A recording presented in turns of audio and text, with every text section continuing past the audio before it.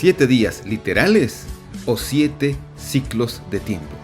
Días 1 al 5 es el título de este capítulo tercero de la serie Una mirada al principio de todo. Bienvenida una vez más a esta nueva serie del Génesis. Génesis 1 al 11 estaremos revisando. Tenemos un camino largo todavía por recorrer y ya estamos, sin embargo, con el relato de la creación, los días de la creación. Y la gran pregunta es esta, justamente la que ves como título. La Biblia está hablando de 7 días literales de 24 horas. ¿O es que se puede deducir que estos días simplemente era algo simbólico y hacía alusión a periodos de tiempo largos, de miles, cientos o millones de años? Lo que daría cierto aval a la evolución, a la teoría de la evolución. Al final de cuentas tenemos teorías. Teoría creacionista, que no se lo puede repetir ahora en este momento de nuevo, no se puede hacer todo de nuevo, las cosas no pueden existir de nuevo, por eso teoría para los científicos. Y la teoría evolucionista, que tampoco se podría repetir. Esperar que las cosas ocurran de la nada por el acaso, por la suerte, tampoco. Así que tenemos dos teorías en cual quieres confiar, pero la pregunta no tanto es esa, sino si el relato de la creación, si los 7 días de la creación de los que habla Génesis 1 y 2, según el texto, ¿son 24 horas cada día o son periodos de tiempo? Bien, hay teólogos que sugieren, que dicen que la Biblia apoya la evolución, ¿no? Que estos 7 días son simbólicos, los días son periodos de tiempo. Vamos ahora entonces con el esquema de los 7 días de la creación, principalmente los 6, ¿no? Dios creó en 6 días todo lo que vemos. El séptimo día tiene una característica especial porque Dios descansó, reposó, bendijo ese día. Más que crear cosas o llenar el espacio con materia, con criaturas, con creación, Él separó uno de los 7 días, el séptimo, para una relación cercana con la humanidad. De eso hablaremos más, pero lo que quiero mostrarte ahora es el pensamiento de un par de teólogos referentes a la estructura de la creación, la semana de la creación. Y acá leo lo que dice el doctor Gerald Klimble, un teólogo que escribió acerca de Génesis en el comentario Andrews Bible Commentary, de paso muy reciente, edición 2020. Él dice lo siguiente: Dios creó los diversos elementos y entornos, así como las criaturas que habitarían en ellos y se beneficiarían de ellos, un proceso que a veces se denomina formar y llenar. ¿Qué hizo Dios en la creación? Formó, llenó. Lo que estaba vacío, lo que no tenía orden porque no había nada que ordenar, ahora se tiene que ordenar. Ahora se tiene que llenar, se tiene que formar. Eso sucede en la creación. Y bueno, juntamente con él otros teólogos también sugieren una estructura de lo que se repite más o menos en cada día de la creación. Bueno, según Klimble hay un patrón, ¿no? Lo que tú ves, esos 7 pasos que según él se repiten siempre, no siempre se repiten, ¿no? Y tú vas a ver ahora porque vamos a mirar los primeros 5 días de la creación según este esquema. Y claro, yo tengo un detalle de lo que sucede en cada día de manera resumida para recordarte lo que la Biblia dice que creó Dios en la semana de la creación. Y claro, un día difiere, mejor dicho, de otro. No hay un patrón así exacto como dice este teólogo o el otro que vamos a leer enseguida. Pero hay similitudes, claro que sí.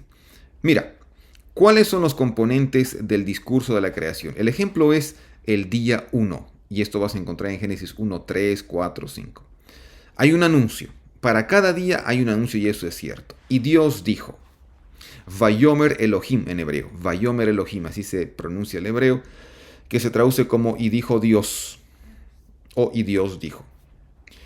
Hay una orden, por lo general, sí. La orden en el primer día de la creación es sea la luz. Vayehi or en hebreo, ¿no? Sea la luz. Luego encontramos el cumplimiento de la orden. A veces se encuentra y a veces no se encuentra ese cumplimiento, pero en el día 1 sí se encuentra.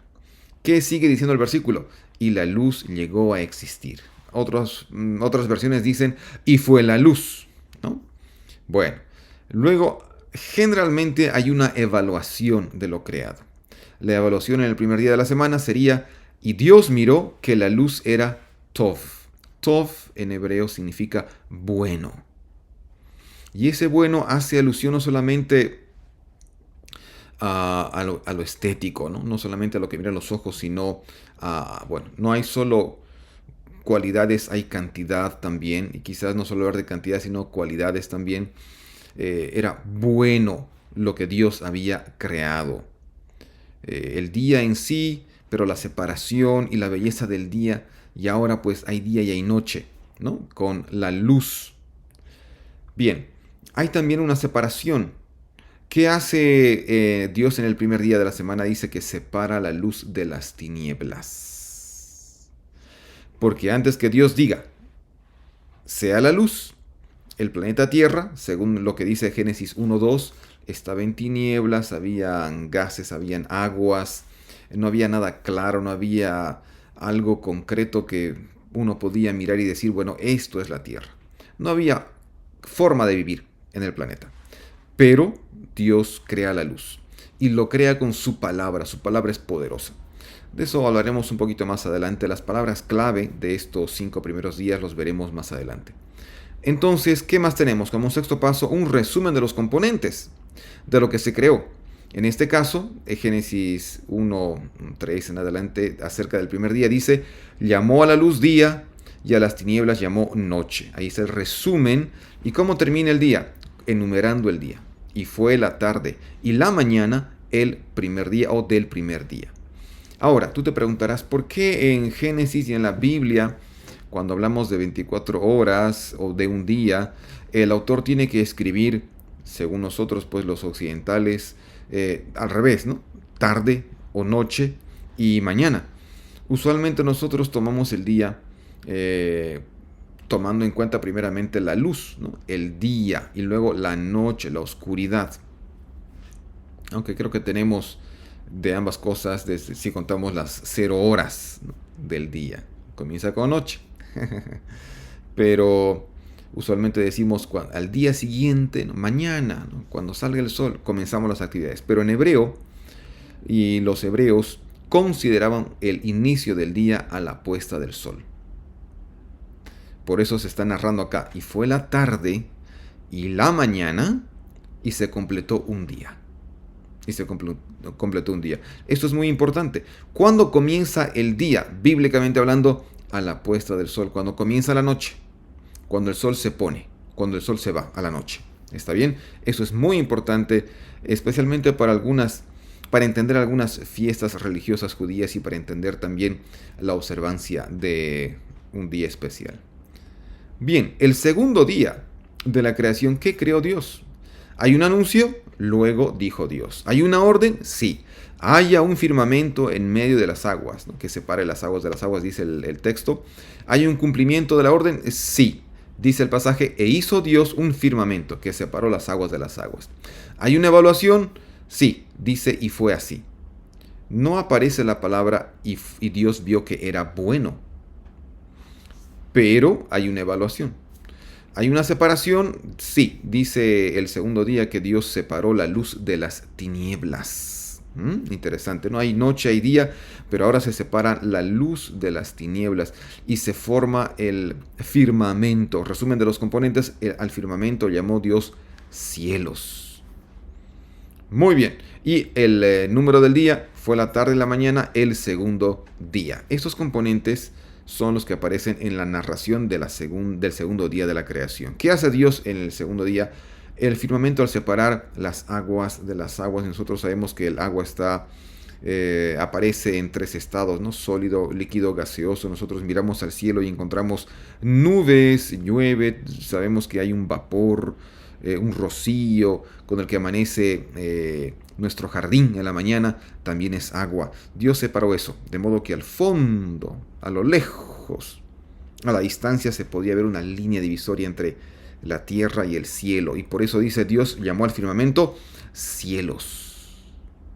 ¿Está bien? Tercer día. Este difiere. Y este, según Víctor Hamilton, que veremos enseguida su resumen de su esquema de los días de la creación, el tercer día se asemeja al sexto día porque hay 2 órdenes.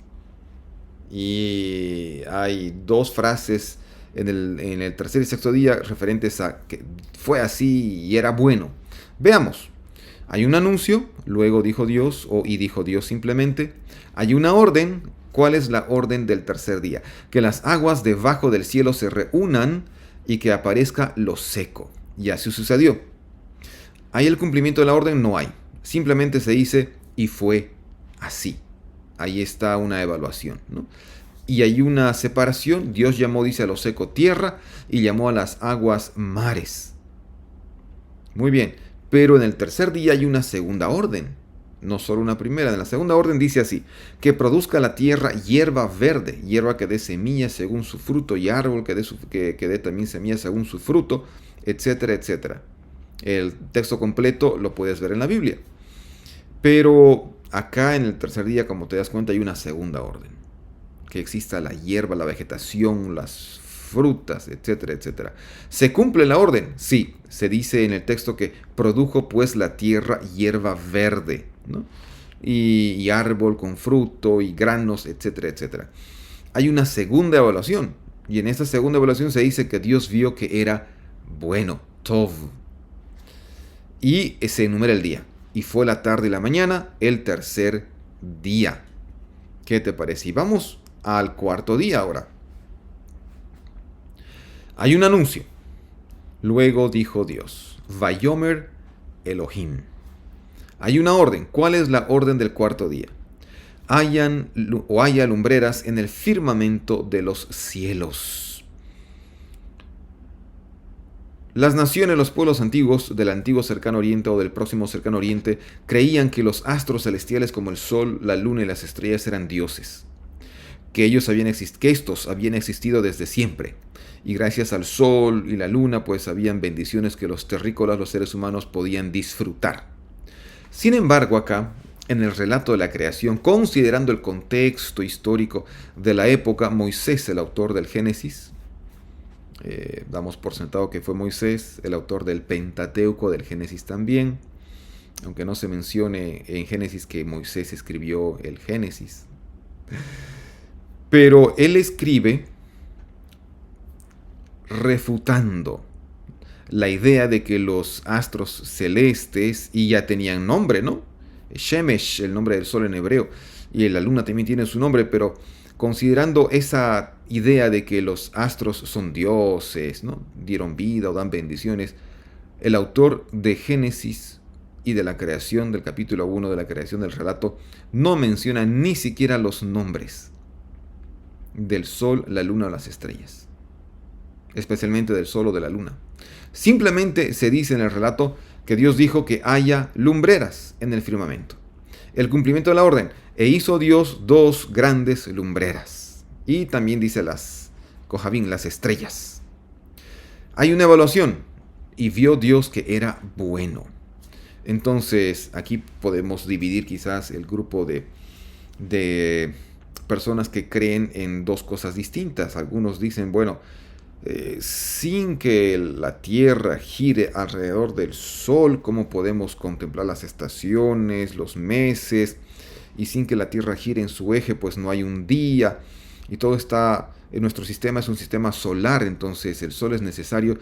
Tuvo que haber creado Dios el Sol y la Luna el primer día. Solo que se le está mencionando acá como en el cuarto día. Esa es una teoría. Si nosotros tenemos suficiente fe, vamos a creer que Dios hizo la luz, una luz especial. El primer día, como dice el relato, y el cuarto día, Dios crea el sol, la luna y las estrellas, que son mencionadas simplemente como lumbreras, como elementos para que el ser humano en la tierra tenga una vida confortable y agradable. Nada más. Es decir, los astros, lo creado, le sirve al ser humano para vivir mejor. Y no es que el ser humano es creado para adorar a la creación. ¿Está bien? Eso es muy importante que recuerdes. Entonces, ¿la separación cuál es? La lumbrera mayor iría a señorear en el día y la lumbrera menor para señorear en la noche. Esa es la separación. Hay un resumen de componentes. La puso Dios en el firmamento, ¿no? En los cielos, el sol, la luna, las estrellas. Y con eso se da quizás más hincapié al hecho de que nuestro ciclo de 24 horas tiene día, tiene noche. En el día tenemos el sol que calienta, que bueno, que da muchas cosas, la vitamina D al ser humano y la fotosíntesis se crea con el sol, en las plantas, etcétera, etcétera.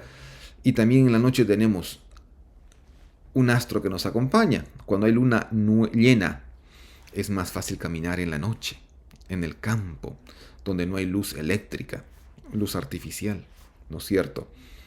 Ese es el resumen y el número del día. Y fue la tarde y la mañana el cuarto día, no segundo, cuarto día. Y bien, el quinto día. ¿Qué hay en el quinto día? Hay un anuncio. Luego dijo Dios. Y una orden. La orden dice más o menos así: que se reproduzcan criaturas en cantidad, en gran manera, en las aguas y sobre la tierra, aves. Es una orden para llenar el espacio y las aguas. El cumplimiento de la orden es registrado y Dios creó los grandes monstruos marinos y aves. La evaluación, y vio Dios que era bueno. El quinto día trae una bendición que otros días no traen. Hay una diferencia acá. Dios dice: multiplicaos y fructificad. También esta bendición y esta orden, por así decir, se repite en el sexto día cuando Dios crea a la humanidad, a Adán y a Eva, al primer hombre y a la primera mujer. Y les dice a los peces y a las aves esta vez: llenen el agua y la tierra. Y luego viene el número del día. Y fue la tarde y la mañana el quinto día. Así es como se aborda este quinto día. Veremos más detalles de lo que significa grandes monstruos marinos y otras palabras importantes de esos primeros 5 días en breve. Lo que ahora quiero revisar es dos cosas. Primero, el significado de día y su importancia en el relato de la creación, considerando que un día en la Biblia puede significar un tiempo, puede significar quizás una etapa de la vida.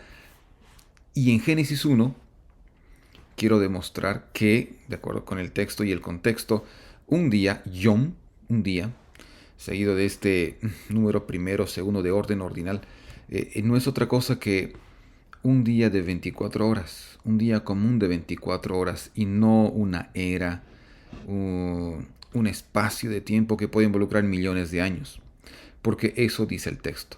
Vamos a revisar algunas ideas de algunos teólogos que muestran claramente que esto es así. Pero aquí está en disputa la pregunta, ¿no? Un día equivale a 24 horas, equivale a un ciclo largo de tiempo.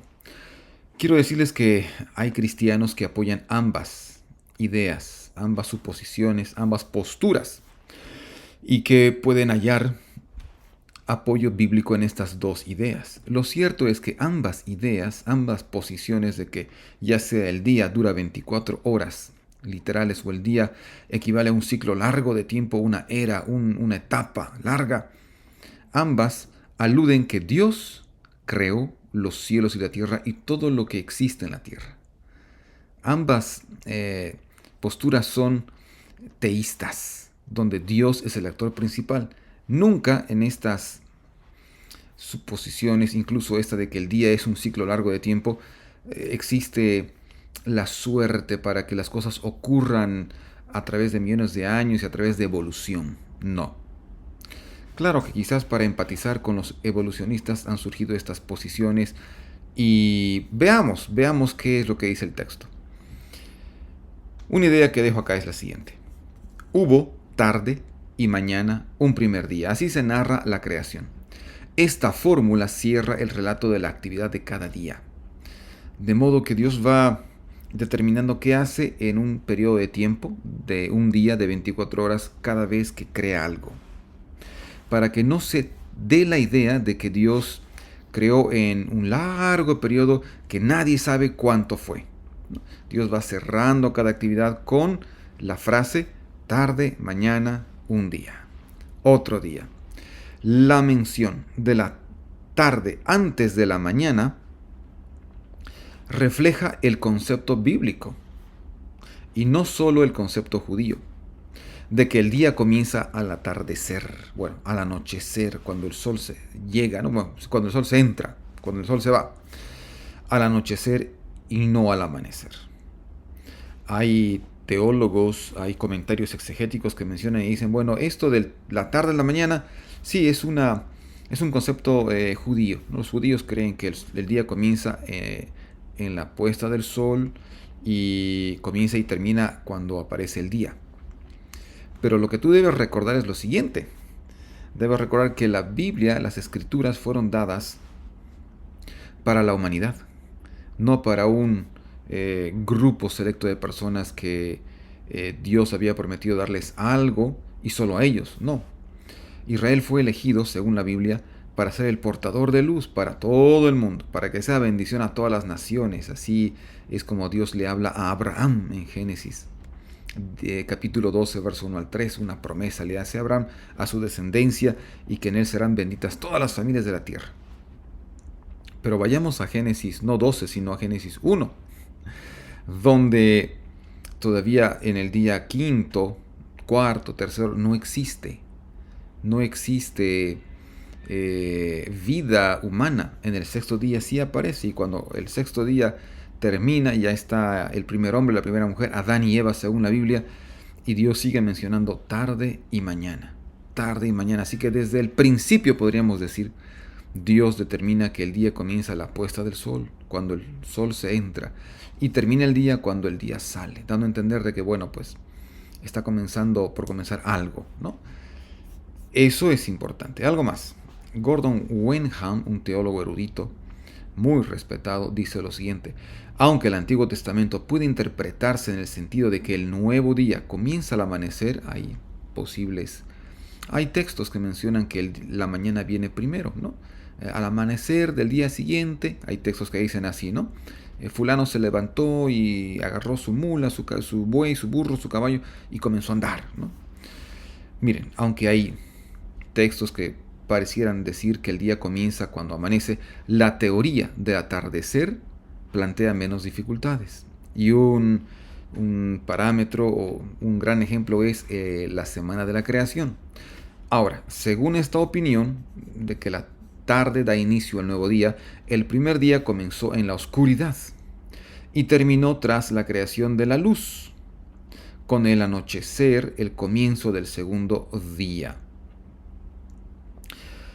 Y claro, hasta podríamos decir la antesala a Génesis 1:3, ¿no? Toda esta voz, bueno,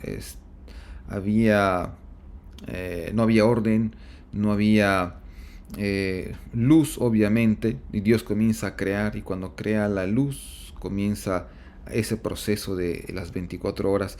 Algo más debemos entender. Aquí se utiliza día para referirse a la parte luminosa de las 24 horas. Probablemente la Tierra giraba ya sobre su eje, desde el principio, lo que da lugar a días de 24 horas. Y por eso hasta se podría pensar bien que con la noche comienza el día, pero cuando Dios hace la luz, ahí aparece la otra mitad del día, que sería justamente la claridad, ¿no? La luz. Y se termina el primer día cuando vuelve a oscurecerse porque la Tierra ya giró en su eje. ¿Y cuánto demora la Tierra en girar en su propio eje? 24 horas y quizás algunos, segundos, minutos, de modo que cada quinto año tenemos un año bisiesto, ¿no? Con un día más. Ahora, la referencia a la tarde y la mañana muestra que los actos creativos eran distintos y separados entre sí, y no formaban parte de un proceso evolutivo gradual. La tarde indicaba que Dios había terminado con ese acto creativo, la mañana indicaba que Dios estaba listo para comenzar el siguiente. Esto lo mencionan los autores de este interesante y lindo comentario, la Biblioteca Bíblica Completa del Antiguo Testamento. Ahí está la cita, está el párrafo con el que yo estoy de acuerdo, que apoyan también justamente esta idea de que el día son 24 horas. Y el día comienza con la noche. La teoría de un día y una era, como algunos pueden proponer, considera que representan edades de distintas duración, tal vez superpuestas, con distintos actos creadores, seguidos de periodos de desarrollo en un largo tiempo, no una semana, pero meses, años o miles de años quizás. Sin embargo, esta teoría y otras teorías rechazan, como dije hace un momento, la teoría de la evolución atea por medios puramente naturales, porque al final de cuentas, esta teoría de un día igual a una era le atribuye a Dios los actos creadores y la vida, la existencia de la vegetación, de los animales, de las aves, de los peces. Dios creó, según ellos, según los que aceptan esta teoría, en eras de tiempo. Pero,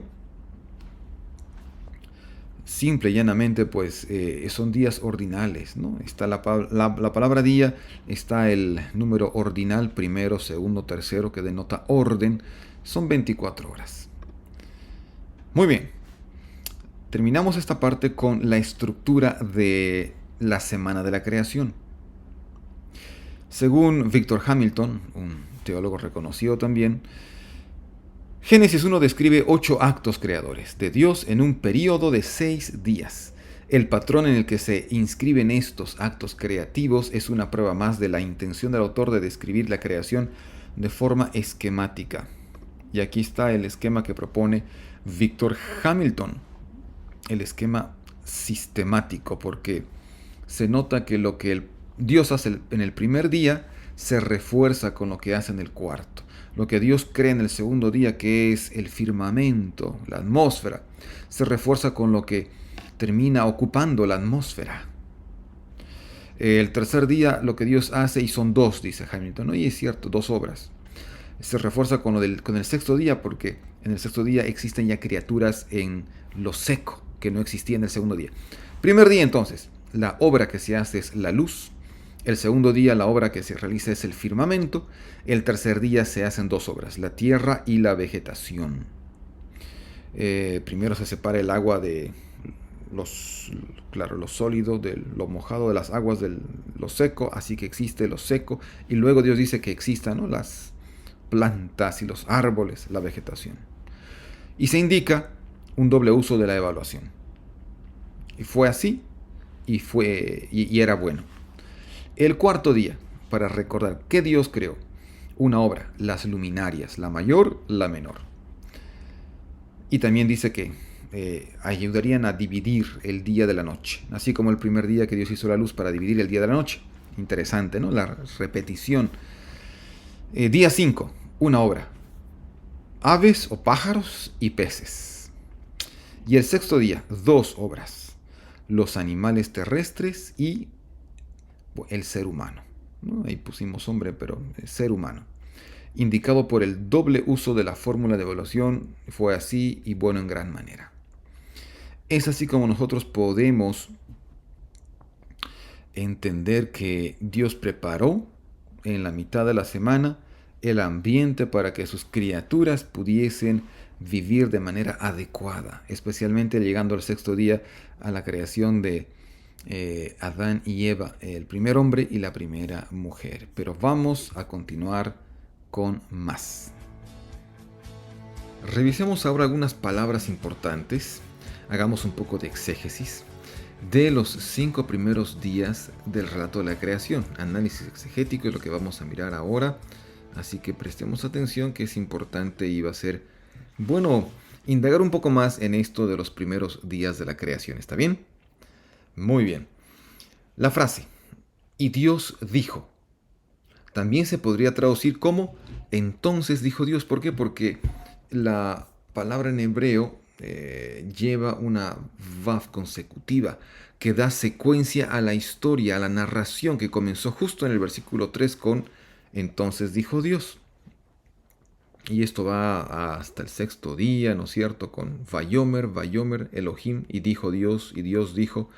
Puede traducirse entonces, Dios dijo, dando a entender de que hay una situación, hay otra escena de creación y hay otro momento especial que Dios está provocando.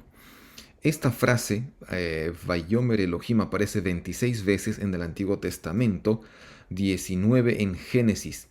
Y bueno, además de que Dios dice al momento de hablar del quinto día, la creación de los peces, las aves, se usa la palabra crear, ¿no? Como en Génesis 1:1, y Dios creó. El sujeto de la acción para siempre es Dios. Y Dios dice, y Dios crea ¿con qué? Con su palabra. Con esa expresión se deja en claro que Dios está en control de todo lo existente en este planeta, pues Él lo creó todo. Muy bien. Sea la luz y fue la luz. Es otra frase importante, otra cláusula que aparece. Sería el primer día, claro. ¿Qué hizo Dios en el primer día específicamente? ¿Qué significa luz en hebreo? ¿Cómo se escribe luz? ¿Cómo se traduce? Se usa la palabra or, que tú ves acá en rosado, y acá está la transliteración or, ¿ok? Aquí dice Yehi or, Vayehi or, y bueno, que sea luz, que haya luz, y fue la luz, ¿no? Y hubo luz. Entonces, se puede traducir esta frase de esta forma: que exista un periodo de luz.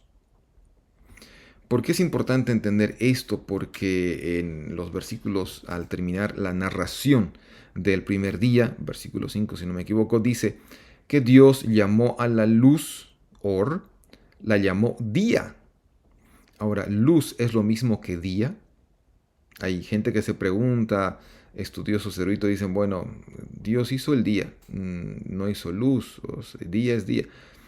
Dios llamó a la luz día, día en hebreo es yom, como esta palabra transliterada que está en celeste, y dice que a las tinieblas, hoshek en hebreo, las llamó noche. Entonces, ¿qué creó Dios el primer día? Un periodo de tiempo con la luz. Al poner la luz, creó un periodo de luz que llegó a llamarse día.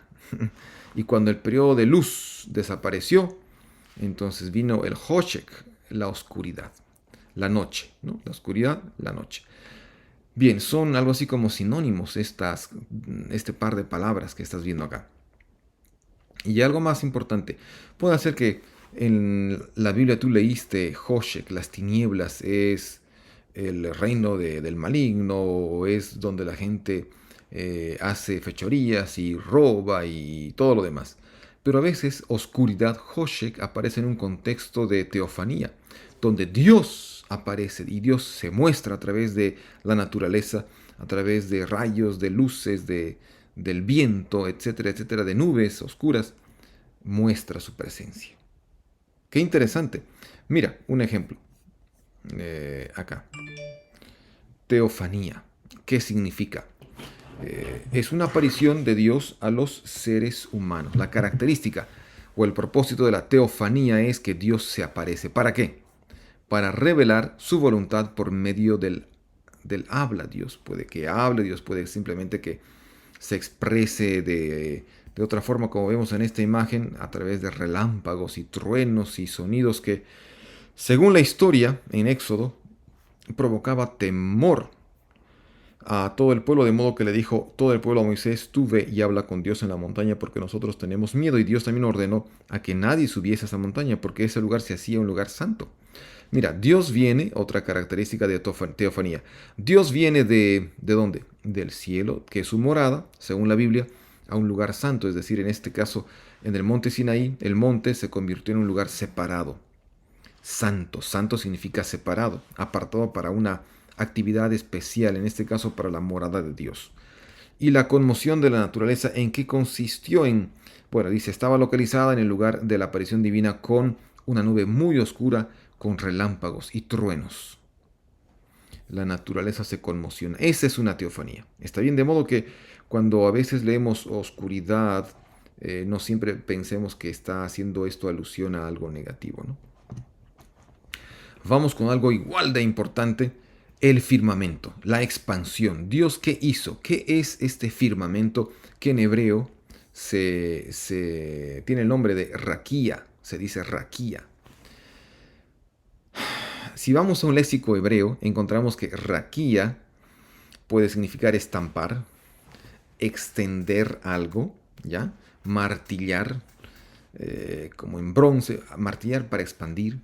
Se refiere a la gigantesca cúpula celestial que era la fuente de la luz que rumiaba sobre el océano celestial y cuya cúpula se arqueaba sobre el globo terrestre, dice el léxico Halot, léxico de hebreo, gramática hebrea, quizás poniendo a conocimiento cómo la gente del antiguo cercano oriente o el antiguo próximo oriente pensaba acerca del firmamento, acerca de la raquía. Para ellos era un domo, para esta gente era una carpa, algo así. Y hay teólogos que dicen, no, los israelitas creían o la Biblia enseña de que la raquía no es la atmósfera que conocemos hoy, o que la llamamos así, ¿no? Lo que está entre la tierra y el cielo, la atmósfera donde se respira y donde hay vida. Ellos dicen, no, no, no, la raquía es una capa, un domo. Era siempre así y tenía ventanas o puertas y se abrían las puertas y caía la lluvia y se cerraban las puertas, había sequía. Esta extensión separaba, la raquía separaba las aguas terrestres de las celestes. Esto es muy importante entender. Eso es raquía, lo que está entre las aguas terrestres, los mares y las aguas celestes, que serían las nubes, por así decir. En esta expansión podían verse las luminarias mayor y menor, dice el verso 14 y 17. ¿Qué son las luminarias mayor y menor? El sol y la luna, y también pues las estrellas. Entonces, ¿dónde está colocada la lumbrera mayor y menor? En la expansión, por lo menos eso es lo que vemos, ¿no es cierto? La luna, el sol no está acá en la tierra, en algún cerro apoyado, no está tampoco más allá de donde no podemos ver. Y en el versículo 20, raquía es sinónimo de cielo o atmósfera. Entonces no está mal traducir raquía como firmamento, expansión, atmósfera o los cielos. Aunque conviene decir que la raquía no es el cielo mismo, es parte del cielo. Es parte del cielo. ¿Está bien? Algo más, el concepto israelita del firmamento. ¿Cuál era? Parecido a como pensaba la gente del antiguo cercano oriente allá en el siglo XV, más o menos cuando se escribió el Génesis. Era conforme a las ideas orientales comunes de entonces que imaginaban la tierra cubierta por una bóveda en forma de cúpula, concebida poéticamente como la lona o piel extendida de una tienda. Ahora, esto es importante. Isaías está haciendo poesía. Mira, Isaías 40:22 narra de forma poética lo que es el firmamento, la raquía. Él está sentado, dice Isaías 40:22, sobre el círculo de la tierra, cuyos moradores son como langostas. Él extiende los cielos como una cortina y los despliega como una tienda para morar. La idea de cortina, la idea de tienda, ¿no? Da a entender de que Dios devela a veces los cielos y se abren los cielos. ¿Por qué se abren? Porque agua cae, ¿no? Lluvia. Esta imagen que ves acá a la derecha podría de alguna forma ejemplificar, o es como la gente imaginaba que era la raquía, como un domo, pero sabemos que no era solamente un domo, bueno, se podía haber parecido, pero no era un domo precisamente, ¿no? Y aquí estaba el firmamento, aquí estaba la tierra y algunas teorías que decían que la tierra tenía la base y en la base habían patas de elefantes o grandes elefantes sosteniendo la tierra, etcétera, etcétera. Y mira, acá parece que por encima están las aguas y cuando la raquía, ¿no?, se abre, llueve. Bien, esas son las ideas del antiguo cercano oriente, pero conviene atenerse a lo que dice el texto bíblico. Y en Génesis 1:8, Dios llamó a la expansión Shamayim. Para Dios la expansión o raquía era los cielos también, o parte de los cielos. El término es hipónimo. ¿Qué significa hipónimo? Que tiene un significado específico, ¿no? Por ejemplo, tenemos ahí a animales mamíferos, gato, perro, ¿qué más tenemos? Mamífero, león, ratón. Pero el nombre específico quizás de esos podría ser animales, ¿no? Pero tenemos ahí de manera específica algunos animales. Entonces, la raquía es un nombre específico, es un hipónimo de Shamayim, cielos. Es decir, lo que raquía indica está incluido en lo que Shamayim refiere o indica, como en la extensión del cielo. Pensar entonces que raquía solamente es un domo cerrado no es la mejor traducción, ¿no? Porque sabemos y vemos que el cielo es infinito, por así decir. Es inmenso, ¿no? No puede caber quizás en un domo, eso quiero decir. Y esta imagen más o menos indica lo que el texto está diciendo, ¿no? Raquía sería esta línea amarilla que está dividiendo las aguas por encima, que están en el cielo, y las aguas debajo de la raquía que están sobre la tierra. Hay aguas debajo y por encima de la raquía. ¿Y qué es la raquía entonces? El firmamento, la expansión o la atmósfera. Vamos con las lumbreras, las meorot. En la Biblia, el sol tiene una palabra hebrea y la palabra es shemesh, como estás leyendo acá. La luna tiene también un nombre, una palabra hebrea que designa un sustantivo que designa a la luna. Y el nombre, bueno, y luna en hebreo es yareaj o yareaj.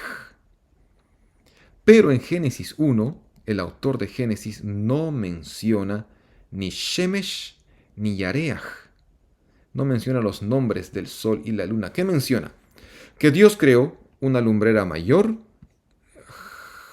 Jama, Jamaor, Hagadol, y también creó, dice, una lumbrera menor, Jamaor, Hakatón. Y también dice que creó las estrellas que serían los Kohavim. Los Kohavim. ¿Por qué el autor de Génesis salta, obvia los nombres del sol y la luna? ¿Por qué? Porque es importante hacer entender al lector de la Biblia de que estas lumbreras fueron creadas. No tienen vida en sí misma y por tanto no deben ser adoradas, como se practicaba en el antiguo Cercano Oriente en los tiempos bíblicos. Muchas naciones adoraban al sol, la luna, los astros, los otros mundos y las estrellas, pensando que éstas tenían poderes y eran dioses. Pero aquí el autor de Génesis, no sé si decir, ridiculiza a estos astros celestes poniéndoles el nombre de lumbreras, mayor, menor, porque Dios las hizo y las hizo con por lo menos tres funciones. Hizo las lumbreras para separar el día de la noche, para servir de señales del paso del tiempo, días, meses, años, ¿no? Y para iluminar la tierra, porque el sol ilumina en el día, la luna, las estrellas iluminan en la noche. Esa es la tarea de estas lumbreras. Entonces, Génesis deja bien en claro que las lumbreras nos sirven a los seres humanos y nosotros no servimos ni rendimos culto a las imágenes. Esta cita dice así: en la mayoría de las religiones mediterráneas, el sol, la luna y las estrellas son seres divinos. Como tales, son cuerpos autónomos y dignos de culto religioso, ¿no? Y creo que hasta ahora. Adoración al dios sol, por ejemplo, ¿no? Es lo que cree mucha gente. ¿Apoya esto el texto bíblico? No. Sin embargo, dice acá, Génesis 1.14 establece que estas luminarias no son eternas. Han sido creadas en la semana de la creación. No para ser servidas, sino para servir.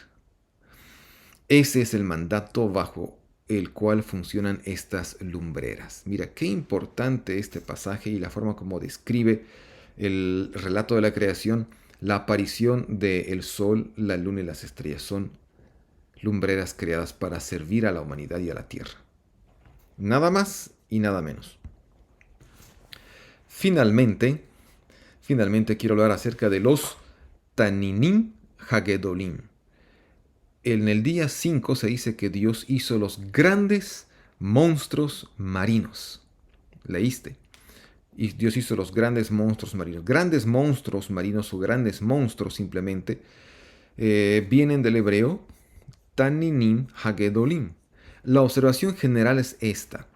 El significado del sustantivo Taninim es siempre monstruo marino o dragón, y no como el hebreo bíblico serpiente. Para serpiente se usa la palabra Nahash. Entonces lo que tú ves acá es una imagen que yo descargué para más o menos dar a entender de que Dios creó grandes criaturas del agua, marinas, ¿no? Y bueno, la Biblia describe que es Leviatán, algunos lo identifican con un cocodrilo, con un hipopótamo, y hay la palabra dragón. ¿Y cómo es el dragón? Hay quizás, tú has visto dibujos, ¿no? Como la gente de Oriente dibuja los dragones y con fuego. Lo cierto es que, según la Biblia, estos Taninim Hagedolim, estos monstruos marinos, son del agua. Está difícil creer que estos seres acuáticos echen fuego. Está difícil creer eso, no hay mucha lógica. Pero son del agua, ¿no? Y Dios creó. O sea, no hay seres creados grandes, gigantescos del agua que llegan a luchar con Dios y son enemigos del nivel de Dios. Como pareciera que dicen algunos pasajes donde Dios, el Señor, Adonai, está luchando contra el Leviatán, contra el dragón, como dice Isaías 27.1 que voy a leer para ti. Anuncia el día escatológico en el que el Señor castigará al Leviatán. Bueno, Isaías 27.1 anuncia ese momento en el que castigará al Leviatán. Y esto es textual. Y matará al dragón que está en el mar. Entonces, ¿qué se está haciendo acá? Se está usando Taninim, la figura de gran monstruo marino, para identificar a un enemigo de Dios, a un enemigo del pueblo de Dios. Porque en Isaías 51.9, el Taninim es Egipto. ¿Ah? Se refiere al pasado, cuando Dios despedazó a Rahab, dice el texto, y Rahab es Egipto, según el contexto de Isaías 51, que atravesó, dice, al dragón y secó el mar y las aguas del gran abismo cuando Dios abrió el mar. En Éxodo, ¿no? En el Éxodo, cuando salieron los israelitas de Egipto con mano poderosa, y cuando el ejército de Faraón, el ejército egipcio, estaba entrando al mar también para tomar quizás y matar a los israelitas, el mar se cierra, entonces Dios vence. Y aquí se usa esta figura como figura literaria, el nombre Rahab, el sustantivo dragón o Taninim, para ejemplificar o para identificar al enemigo del pueblo de Dios. Pero este es un lenguaje simbólico. Entonces, Hatanim es un símbolo del enemigo del pueblo de Dios y de sí mismo, de Dios mismo, en algunas oportunidades. Mi amigo, mi amiga, este fue el repaso de los primeros 5 días de la creación. ¿Qué tenemos a continuación? En el siguiente capítulo, en el siguiente video, tendrás el siguiente tema, el 6º día. ¿Creación divina o evolución fortuita? Venimos de la evolución de millones de años. Somos parientes de los simios. Hay creación de parte de Dios a imagen divina. Fue hecho el ser humano, el hombre y la mujer. ¿Cómo es este asunto? Tienes que leer Génesis 1, 24, 31 para empaparte. Estaremos muy pronto lanzando este siguiente capítulo de la serie. Una mirada al principio de todo el Génesis. No dejes de suscribirte, no dejes de compartir el link para que más personas se beneficien con el conocimiento y la riqueza maravillosa de las escrituras, de la palabra de Dios. Hasta la próxima.